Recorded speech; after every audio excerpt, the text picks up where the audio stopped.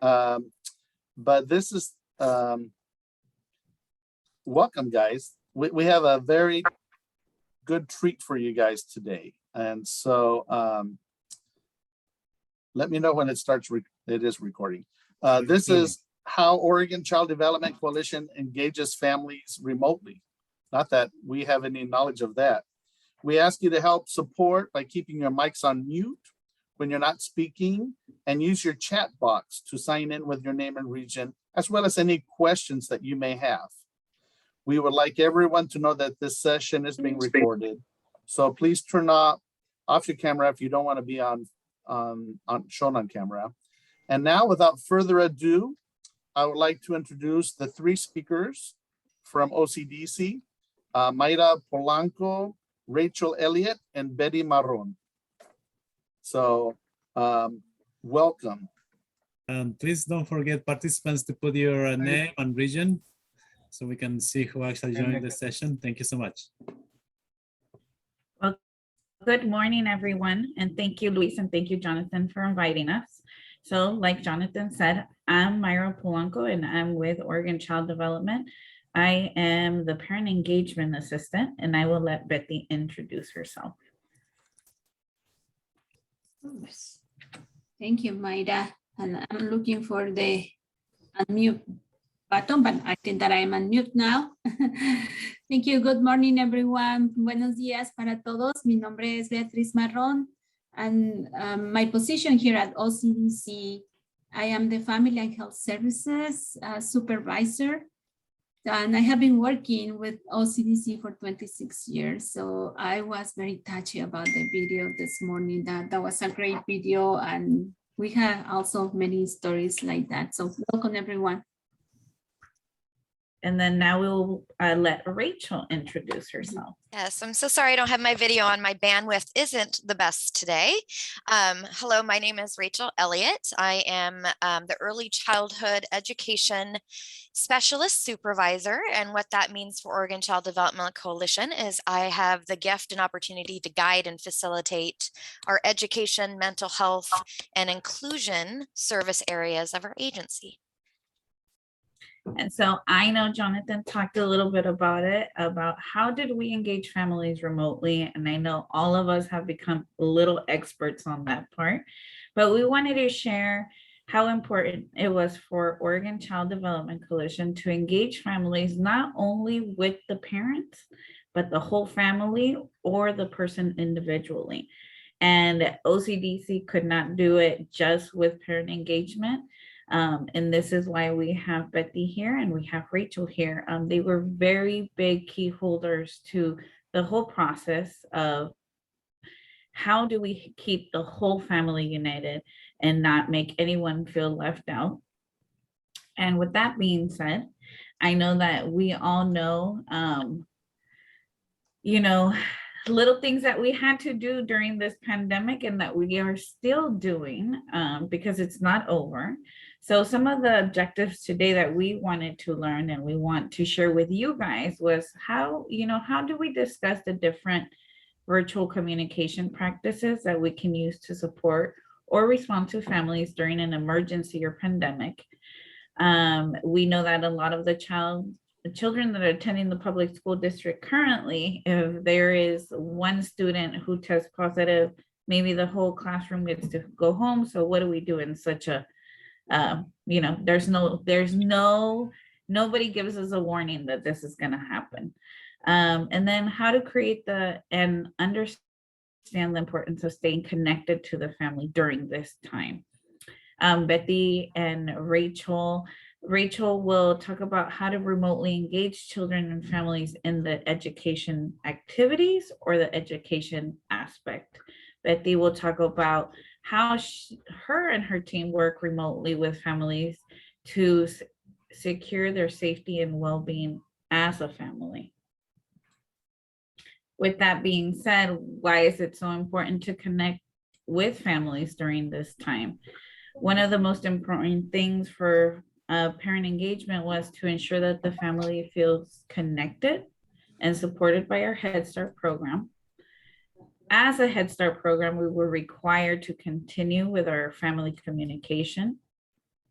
It provides an open time for families to communicate with staff and others. It really just gave families that time to talk. It provided a way to support a personal connection with others during difficult times or isolation. I think we all went through that point where we all felt alone, and we needed to get creative on how to make families know that they are not alone, and that we provided a venue for families to share and to listen to others that were going through the same thing they were at home. And I sit here and I work for OCDC and I'm the parent engagement, but I also felt alone at a certain time where I was trying to be a full-time working person, trying to be a wife and trying to be a mother to 3 children and then doing online school. And did I hear that we have a question? No? Okay.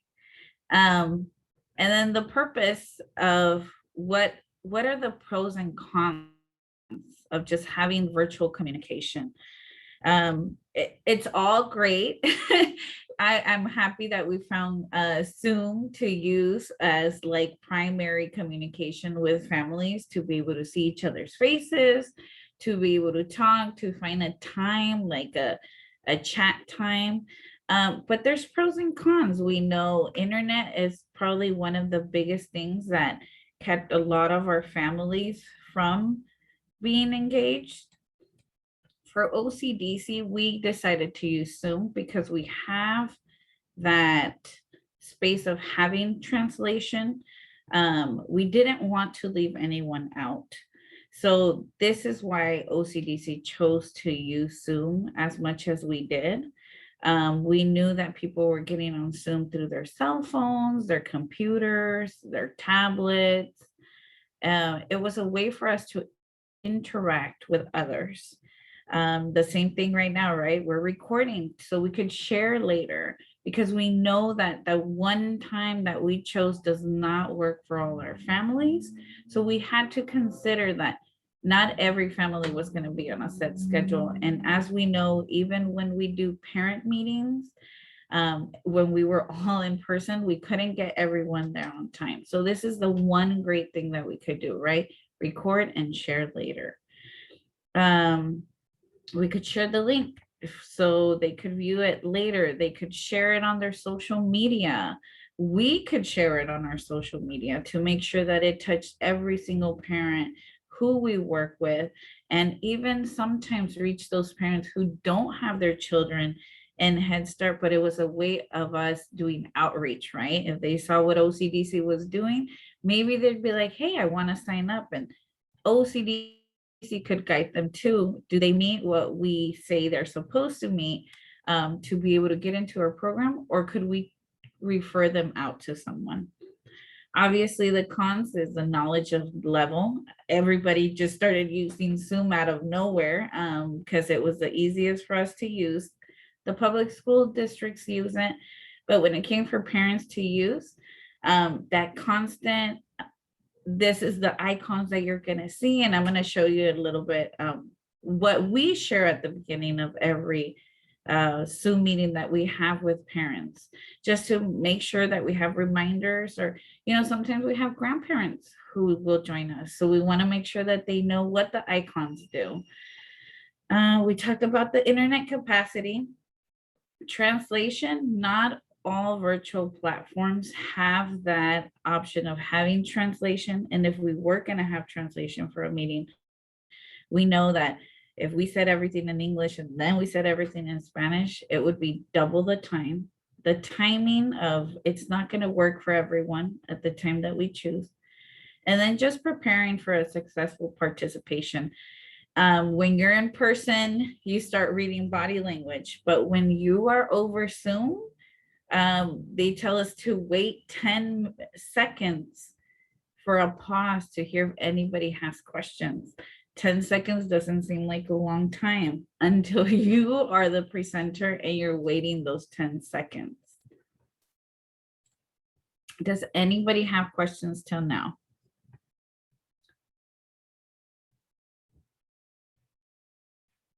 Okay, I hear silence, so that to me means. Okay, one no. second, Maida. Hi, Okay. Nadia here. A Hi, quick Nadia. question. Hi, you said that you tried to kind of talk to the parents and kind of talk them to a little bit. Did you do that before the meeting? Do you schedule a specific time? Do you tell them, or you, when you plan a meeting, for instance, if you say that that meeting is going to be for an hour from 6 to 8, did you use the first 5 to 8 minutes to talk to them about that, or how did you actually do that? So for us in OCDC, we usually send a survey out to see what is the best time for families to meet.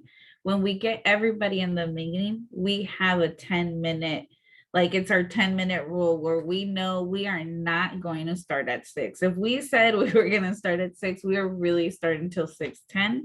We're letting people in. People are trying to figure out, oh, let me place my phone somewhere. And honestly, for us, one of the biggest things was we told them, we don't care if you're cooking. We don't care if you are sitting in your couch with all your children around you. We just want you to be present to hear the information. So we know we need to have that wiggle space for them to, you know, sometimes our families are just getting home at 5:45 and they need to change, or they just want to grab a snack. And if 6 was the time that they preferred, you know, we've started at 6:30 to 7:30. Once it gets starting to get late, since we do have families out in Malheur, and I know Migrant also has families out in Malheur, there's that 1 hour difference. So we had to be very conscious at what time we did these meetings, and that you have that wiggle space for your families. If it's for 1 hour, you have to tell yourself you have 50 minutes because you need to give them that 10-minute wiggle space. Okay, thank you, Nadia, for that question. And then for OCDC, besides Zoom, we use Room, which is an app that they could download on their phones. And we are talking about 3 to 5-year-olds, but they do have activities for newborns to 3 years. And it's an app that sends them a daily reminder of something that they could do at home to build brain moments, to do certain activities that are really simple, as if you're going to the grocery store, have them point out every red item they see. It doesn't take a long time. You know, they could point at different items. It tells you about things you could do in the shower. So just keeping the family used to still doing educational things at home with their children, that doesn't take very long. We also use Ready Rosie. And I believe that Rachel's going to talk a little bit about that program that we use, but it's another program parents have access to get notified about certain events. They could check their child's progress. We also use teaching strategies, and that was more of the teachers using it with the parent. We used Abriendo Puertas. I know that a lot of you guys know what Abriendo Puertas is, how we delivered it in person, but I think when the pandemic started, we had to get very creative and see how we would deliver it online to still keep this consistency with our parents of having that family education and that family growth. So we went ahead and did it once, and then we're going to do it again. And it just seems we kept saying, oh, when we go back to whatever normal is going to be, right? It doesn't seem we're ever going to go back. What normal will be, but we will keep using Zoom as an option for families to join, because it just seems that they're at home, they feel a little bit more comfortable, and they will join us if we give them that option of, even if we have an in-person meeting, still giving the families that option of joining through Zoom. Maida, sorry for the interruption, but we are seeing your presentation PowerPoint. Oh, let's Sometimes see. when we have the two screenings, you are not seeing that. Let me see.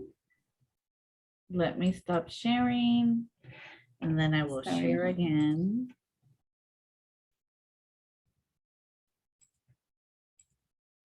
Is that better, Betty?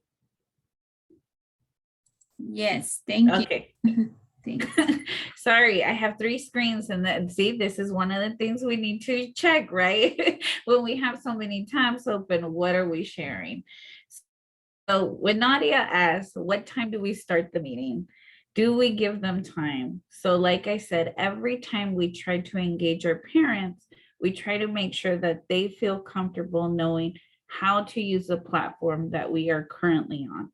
So this is just a screenshot of what we use every time we start a meeting. This is the first thing that they will see when they log in. And the reason being is there's people who are very visual. And then we also have it in Spanish. So I'm currently showing you guys the English one, but we want to make sure, and we go really fast. You know, you're going to see the microphone. What does the microphone look like? What does it mean when you're on mute? And we use a little red line. Sharing your camera. I know we like to see people's faces sometimes, but sometimes our internet capacity does not allow them to. So we tell them, if you can share your face when we have breakout rooms or we have a more deep conversation, we would love to see your face, but we tell them we understand if they can't. Using the chat box, the interpretation icon, and then the reactions that they could use with different emojis. This is our basic to go to with every single parent when we do parent meetings. And it's just to help us to keep the meeting running as smooth as it can. And then after meetings, what do we do, right? Like, how do we make sure parents were engaged or parents listened or heard what we said? Well, we leave homework or a takeaway. And it's not a big homework, but it's just, hey, what activity are you going to do to support math at home? To whatever subject we were just talking about. Or what is a takeaway? What is one thing that you are taking away today that you will use in the future, within the next week or within the next time that we meet? We love to use popular education because we learn from them as much as they learn from us. And then we have the Wheel of Fortune here, but it's called the Wheel of Names. If you guys just go into Google and put Wheel of Names, and it gives you an option to put down all your participants' names. It's a little wheel, it goes around, and it's like, and it'll cheer and it'll throw confetti when it chooses somebody's name. So it just makes it interactive with your families.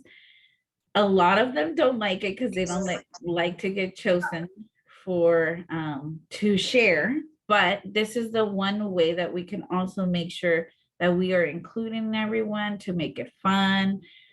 We talked about using breakout rooms. We talked about having the homework. Sometimes we ask them to come back the next week and show us something that they did with their families. And it was just one of those things where we could make it as simple as possible because we don't want to put any more pressure on the family of doing another Zoom meeting. But it was something for them to enjoy, to look forward to. But all of this was just part of what parent engagement did. But it couldn't be possible without having education and family health services help us. So this is what we did with our parents during the nights, mostly on the weekends. But I'm going to pass it on to Rachel, who is going to talk a little bit about what they did with just education. But before I pass it on to Rachel, I did want to ask if there was any further questions. Could you talk a little bit about the translation part on Zoom? I know it's an extra thing that you have purchased. Could you talk about how you use it and what the benefits are? So for the translation one, and I don't know, Jonathan, if you guys, when you purchased it through your education, if you got it or not, but it's in the advanced options. Yes, so we had to purchase, what is it, like a different tier of Zoom. When you are doing your meeting, when you're setting up your meeting, it asks if there will be translation needed.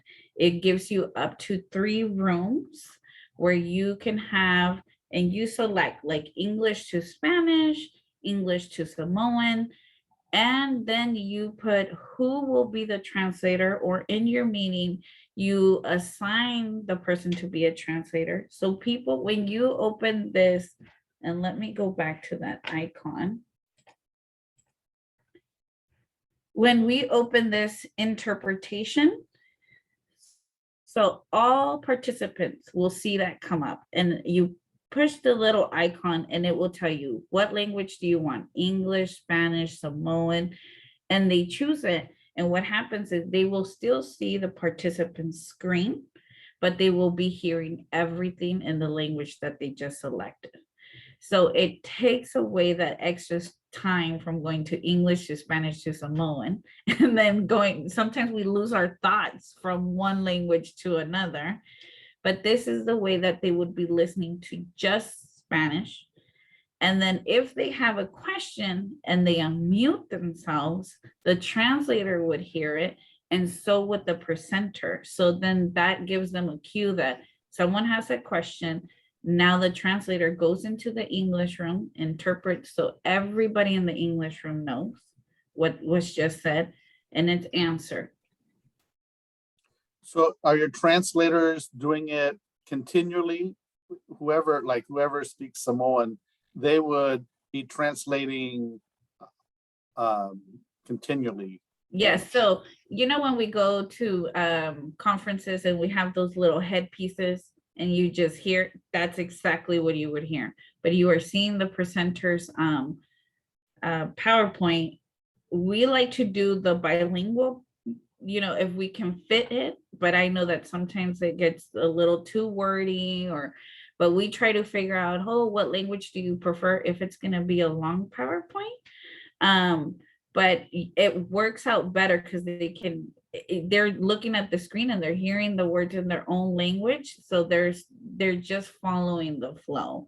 And it's amazing how much time we've saved and how we could meet everybody's needs within that 1 hour, because we know that if we go longer than an hour, we start losing them.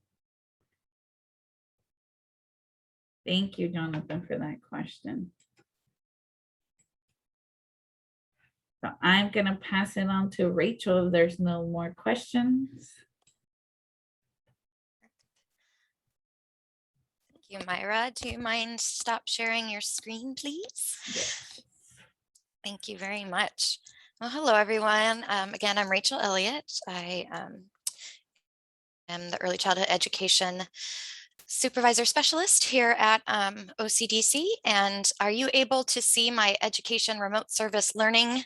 Great. So just to piggyback off of Myra's great intentional introduction to family engagement, I'm going to jump into education service areas intention around thinking about family engagement, but also the capacity of families. So OCDC really thought vigilantly on how to support not only the families in the educational environment of remote services, but also the staff members administering the educational practices in the remote services. Because as Myra just mentioned, everyone was kind of at their capacity in a lot of different ways, being family members at home, as well as being teachers. And so we really had to think about how that would work. So the first piece of thinking about our educational practices for remote services is thinking about our existing tools that we already had in existence, and then layering on some different ones that would promote some engagement or choices for the families and staff members to think about to engage the families in some educational practices. So with that, we purchased what we call Ready Rosie. If you're not familiar with Ready Rosie, it's a family engagement curriculum that supports homeschool connection with different videos and activities for families to try at home. It's also a way to have two-way communication with families to teachers, which was a great choice resource for those who wanted to participate in that.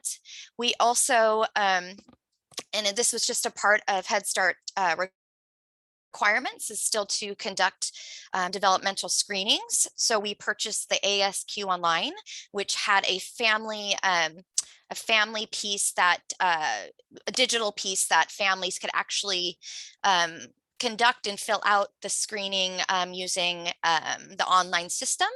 So we didn't have to send any paper developmental screenings home, and then they'd have an opportunity to connect with the teachers after they completed the ASQ Online. And so that was a nice other piece to help individualize for children's learning with engaging the families as experts of their children. And of course, we used the Teaching Strategies Online, which already had existing homeschool connection activities that could be sent home. So phew, I'll take a breath for a moment and then see if there's any questions before I share some of how we put the remote service content together. I actually have a question. Sure. So Hi, for the- Laura. Hi. For the Ready Rosie curriculum, does it have like a area for home visiting? I do not believe it has an area for home visiting, but it can still be used for that connection with home visiting. Yes. Great question, Laura. Thanks for that. Could you remind me the price? No. I have the invoice. I can actually, after I'm done speaking, I could look and see what the prices were, but there was an EHS, so an early head start piece to it, as well as just a regular price. So I'll have to look at our invoices. And Laura, I can do a little bit more deeper dive with your question after I'm done talking as well, because I could just have misspoke because that wasn't something we were using. So for home visiting. Okay. So we put together an education remote service learning suggested guidance and tools for our teachers to support having those conversations with families about what their capacity looks like, but also how they would like to have that connectivity at home with their children. Around with our education service area, I really thought intentionally about also the limiting of screen time, and actually just wanting to, the intention bringing the family together to actually engage in some educational learning together without a screen. And so we really thought about how to balance that, to have a digital option or a technical option, but also an option where families can just engage in activities without using any type of technology. Okay, I'm going to stop sharing my screen for this and share with you a remote service activity guide. Let me see, here's the family packet. All right. So to support teachers and families to actually have an opportunity to know what activities to do, the central office team, which is the team I supervise, supported county teams with their interactions with families around what would be beneficial for remote service implementation.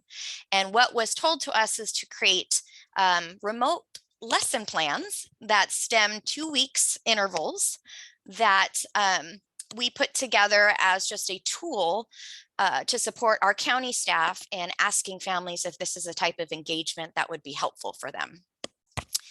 And so I'll just scroll down and you guys can see the week 1, week 2 right here, correct? And I can also put a copy of this in the chat for people to look at as well.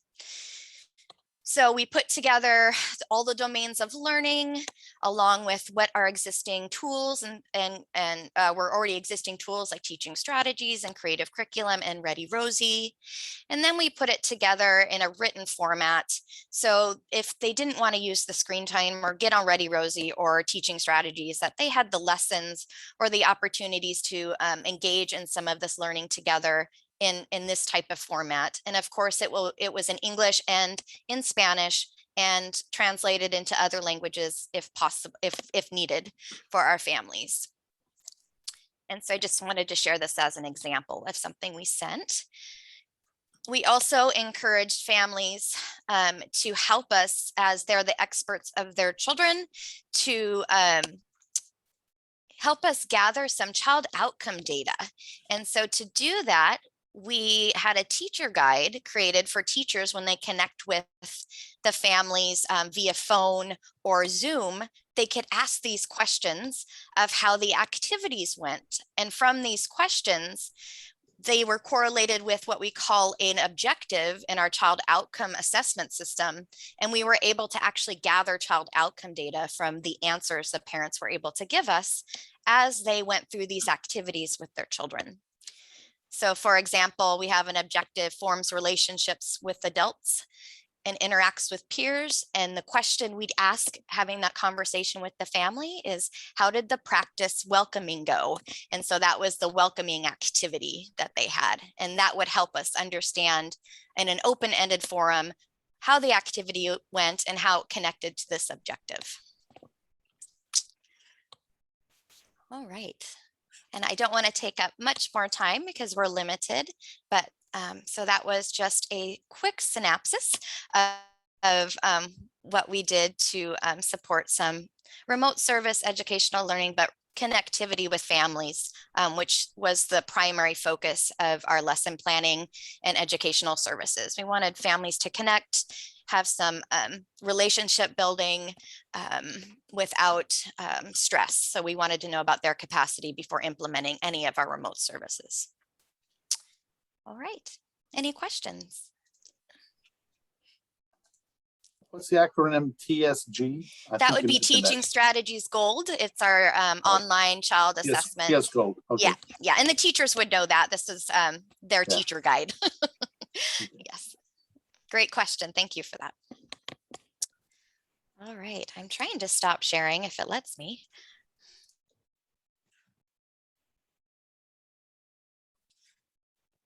Well, thank you.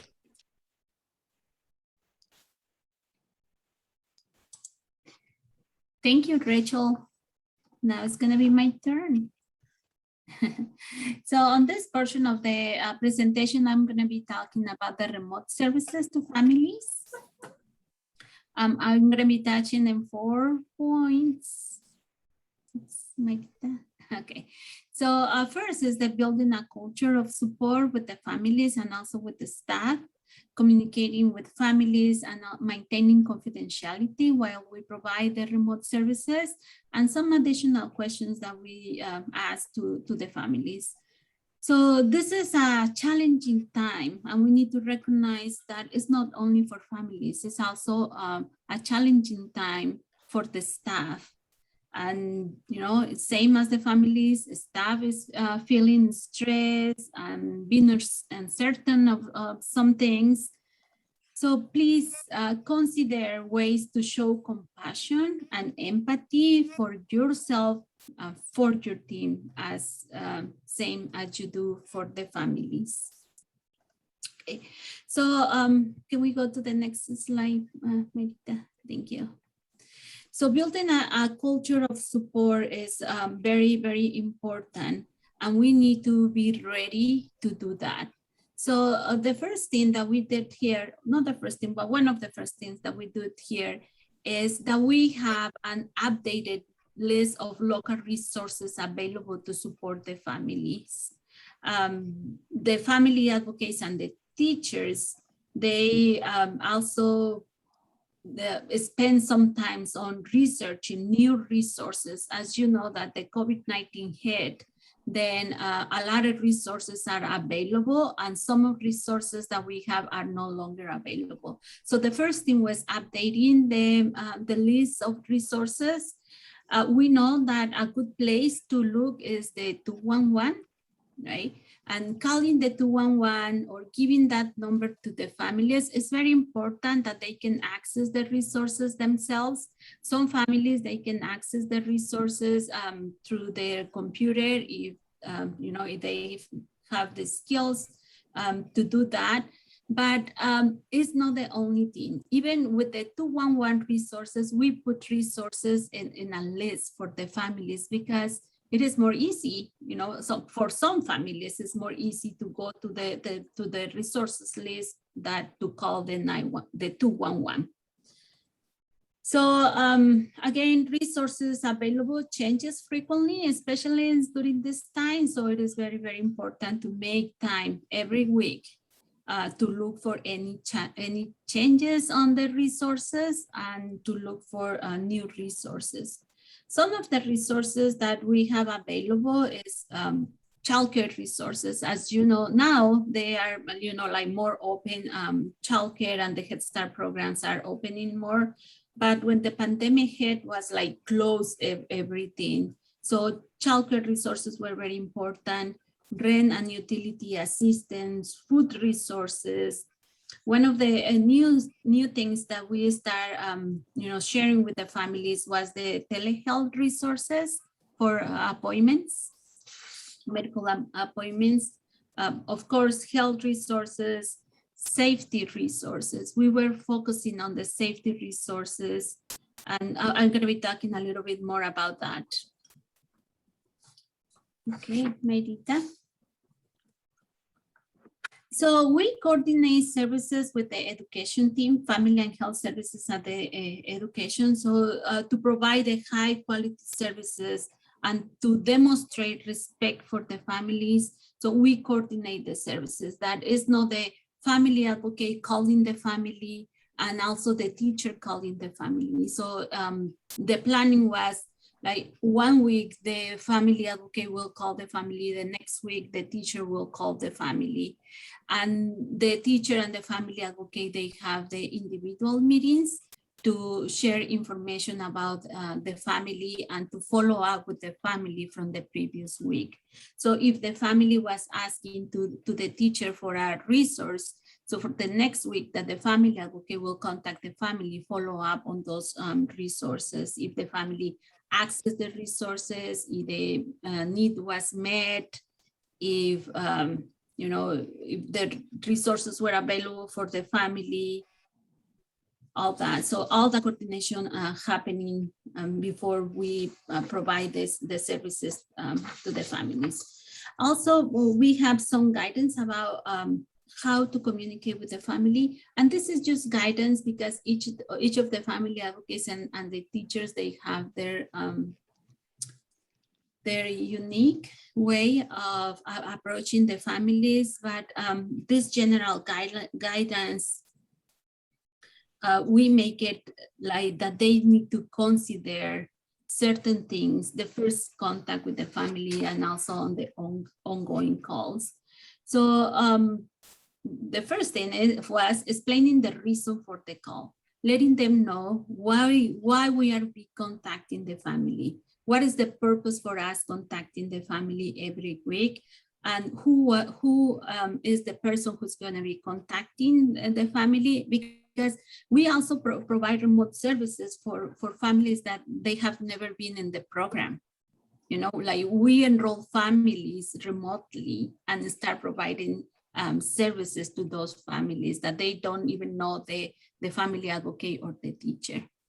So that was very important to provide all this information to the family. Also, asking the families if they are in a space comfortable to talk before we continue talking to them. And asking about how the family is doing, and also asking how they would like for us to contact them. They prefer the phone, or they have the capacity to use Zoom meeting that we can have a virtual visit via text message. So different options we have for the family and how the family was feeling more comfortable. That was the way that we provide the, the contact or the visit with the family. And, always with the check-ins, we recommended to ask the family first about the well-being of the family, the health of the family, if any changes at work, if they are still working or if they change their job. Asking about any concerns about childcare or how everyone in the family was doing. If they have any basic needs like food, diapering, for rent, to pay the bills, utility bills, So kind of just going and ask those open-ended questions for the families. So if a need was identified, the family advocate or the teacher provide the resources to the families. And again, for the next week, if the teacher or FA was following with the family, they also follow up on the resources provided for the previous staff. So also on this visits, like Mayra was explaining to you that we provide a lot of group trainings for the families. That was a reminder about the different activities that we will have for, during the week. Yes, Jonathan. No, I'm sorry. Oh, no. Sorry, I forgot about that. Sorry. Okay. Yes. And so can we go to the next one, next slide, Maria? Very important also to maintain confidentiality while working remotely with families. We have different phases of confidentiality, you know, and also for the advocates and for the teachers thinking, what privilege do we have, you know, because the family is sharing information to us that is private. So as we ask of the families if they are in a comfortable place, but also we have some teachers or family advocates, they were working from home. Now, I think everybody's working from the centers, but also to, when we are working from home, it is that we need to be respectful with the families and we need to be in a place where their confidentiality is kept. So it's not that we can be in the living room or the dining room, but also ensuring that we are keeping confidentiality for the families. Okay, so having the confidentiality, you know, like in person versus online, could be a little bit different because now we are documenting. You know, like the family is in person, they are giving us that information. We kept everything in the centers. So also the documentation can look different. So versus the online, in OCDC, we have an electronic tracking system. So 0 papers, everything was switched to electronic. That was you know, a big thing for OCDC because we were in the middle of transitioning from the paper to the electronic. So this helped us to do the transition more quick. So everything was on electronic and on only OCDC computers. Okay, can we go to the next slide, Maya? Very quick. Okay, so these additional questions that was very important for us to talk to the families about or recognizing that our families will have a new and different situations arising now with the pandemic. So we provide also guidance in how we can do general check-ins with families about their health, well-being, the needs, the resources that will be useful for them. So, you know, according to the conversation the family advocates and teachers will having with the families is that were certain topics that we will be touching with the families. Before asking those questions, we ensure all the parents the value of confidentiality by letting them know that we were in a safe place, in a private place during that conversation. So some of the questions were about the safety in the home and, you know, like who is all in the home together? Are you ever worried about your safety or the safety of your children? Also, we were asking questions for food insecurity, emotional well-being, parenting, thinking of the future and education. So very sensitive, you know, topics with the families, but we also share information like general information for all the families about futures without violence. So it is a safety card that we send it to all the families, and we send a little bit of explanation saying this is being sent to all the families, that the families don't feel that we're targeting with this.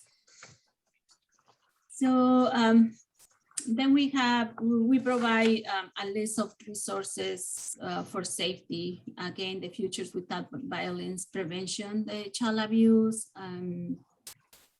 It is those resources. And the last one, the remote home visitation, supporting clients experiencing intimate partner violence in the time of COVID-19. So it is a webinar that is available for everyone, and I will recommend it for everyone that is providing services in a remote way to families. So that's the information. Any questions that you may have?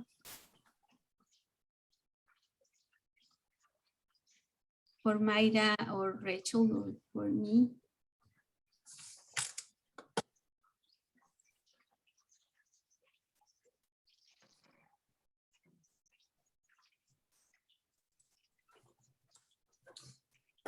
Thank you for sharing.